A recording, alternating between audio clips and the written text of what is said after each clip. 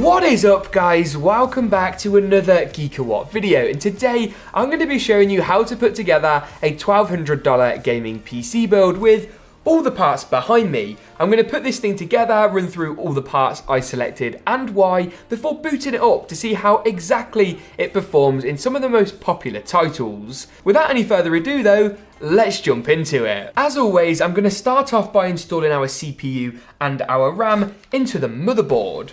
Specifically, this is a B550 motherboard from Asus ROG. Asus do some great Ryzen motherboards, including this B550F gaming board and this slightly cheaper TUF board, and I'll link both options in the description below. To install your CPU, find the golden triangle on the processor here and line that up with the triangle on the top left of your motherboard's CPU socket. You then want to take the processor and easily drop it into place. You shouldn't have to force it or push it in before popping the arm back down. This 6-core 12-thread CPU is AMD's Ryzen 5 3600, and it's the perfect choice for today's build. I'm going to couple it with this RAM from Thermaltake, who very kindly sent over a few components for today's build. This is 16 gigabytes of their TUF RAM RGB. To install your RAM, you need to pull back the clips on the 2nd and 4th RAM DIMM slots and line the notch on your memory up with the notch on your motherboard. And click it down with even pressure to both sides. Repeat for as many RAM DIMMs as you've got.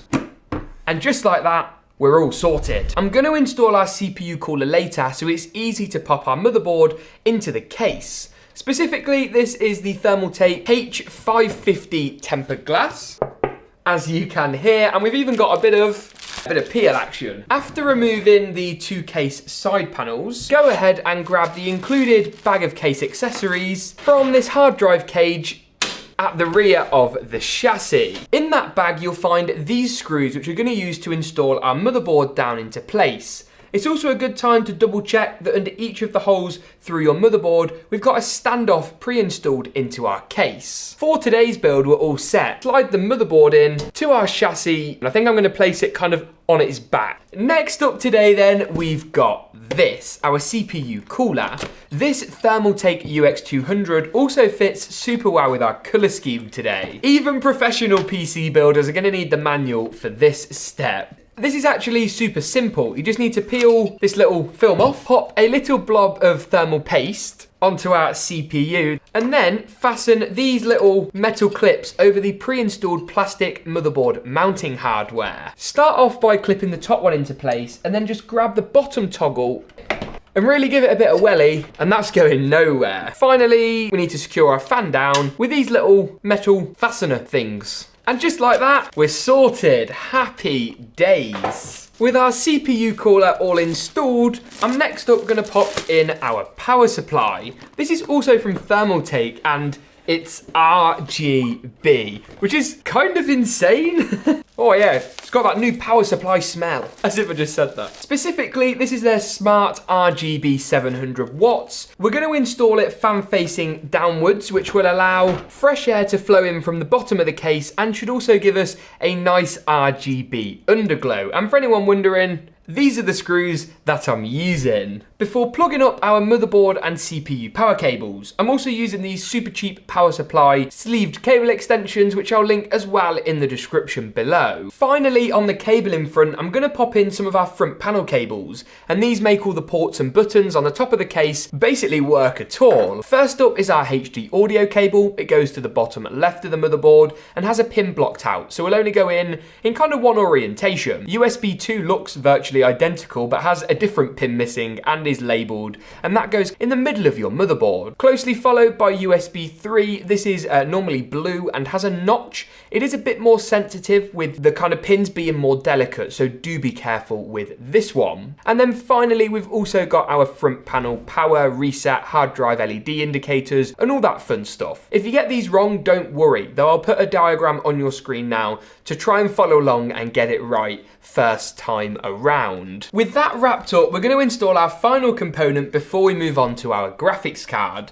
and this is our storage today. I've opted for a 1TB SSD from Kingston. Great value, means we can have fully solid state storage in today's build, which is going to make everything that much quicker, including loading games up, so you haven't got to mess about and you can get straight into it. I'm going to remove one of these SSD mounts from the back of the motherboard and line the screw holes on each corner of the bottom of the drive up with these cutouts on the mounting plate. I'm then going to use the same screws we installed our motherboard with to very fiddlily, that's not a word, to very precisely is what I should say, secure the drive into place. Then grab one of the SATA cables that comes with your motherboard and slot this into the bottom of the drive. We're going to do the same with this SATA power cable before securing it back down into place. And don't forget to plug the other end of the SATA cable into your motherboard, just like so. Finally then, it's now time for our graphics card. And this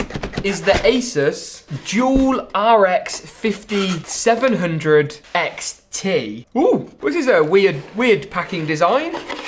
Ah, bingo. Oh, look at that. For one of the better value RX 5700 XT cards, this looks so good. To install our graphics card, we're going to shadow it over our PCIe slot, which is going to tell us to remove the second and third PCIe slot covers before removing this cover and sliding our graphics card into our motherboard with a satisfying click sound and securing it back down with those same PCIe slot cover screws.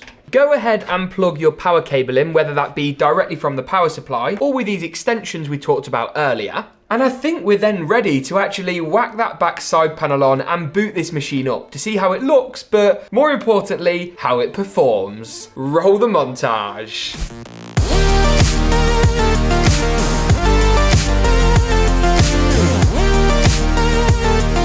Alright then, now that you've seen just how good this system looks when it's all powered up, and of course the process of putting it together, let's see exactly how it performs. I've taken 7 of the most popular and some of the latest titles around and tested them at 1440p. Overwatch is the first on the list, 1440p ultra settings. You're looking in the region of 160 to 170 frames per second. On top of that as well, the game looks fantastic. I mean, Overwatch never fails to disappoint, but to be able to get this kind of esports level frame rate with a really great 1440p high settings experience is fantastic. Call of Duty's Warzone is next up, arguably the most popular game at the moment. 1440p high settings, you're looking at 120 plus frames per second. You could quite easily get 140 or 150 by either toning some of the settings down at 1440p or jumping down to 1080p if that's the kind of frame rate you're after. Valorant performs insanely well. You guys have been asking for Valorant for ages, and now it's out of beta, I've included it. 1440p high settings, we're looking 150 FPS minimum and sometimes over 200 frames per second. Valorant really reminds me of like CSGO, but if it had been made 10 years later. I know some people are going to hate that comparison, but the game looks great and is a load of fun. Oh, and it performs super well. Next up is Forza Horizon 4, I think the best looking racing game out there. Not necessarily the most realistic, but at 1440p ultra settings on the ultra preset, you're looking 120 plus frames per second. And that's tested in the game's inbuilt benchmarking mode. And that means you can go back and compare my other builds to see, how they perform. Apex Legends is next up, 1440p high settings. You're looking in the region of 120 frames per second. Apex Legends is quite volatile. The different scenes and different environments have big differences in frame rate, but the overall performance picture here is really, really good. GTA 5 is a bit of an old classic. It's pretty undefeated at this point, and in terms of performance, it's not the easiest game to run. Nevertheless, 1440p high settings, we're looking 80 to 110 frames per second in the game's inbuilt benchmarking mode. Next up, we have got a little bit of Fortnite. Whenever I don't include this, you guys go mental. And even if I do, you don't realise it's there and also go mental. But 1440p high and kind of epic settings, a bit of a mix of the two. You're looking at 125 plus frames per second. Fortnite's one of those games that I kind of just write off, and then when I boot it up to benchmark, I end up playing it for like 2 hours. It's super addictive, it's super fun, and I can see why some people still love it after all this time. Talking of loving it after all this time, see, that was an awful segue. CSGO, a really popular title, 1440p high settings, over 250 frames per second, as you're probably expecting. CSGO is not a difficult game to run, but this machine has got it on lock. With that being said though, that pretty much wraps it up for today's Geekawatt video. If you did enjoy, make sure to smash that like button and get subscribed for more from me. Thank you very much for watching though, and as always, we'll see you in the next one.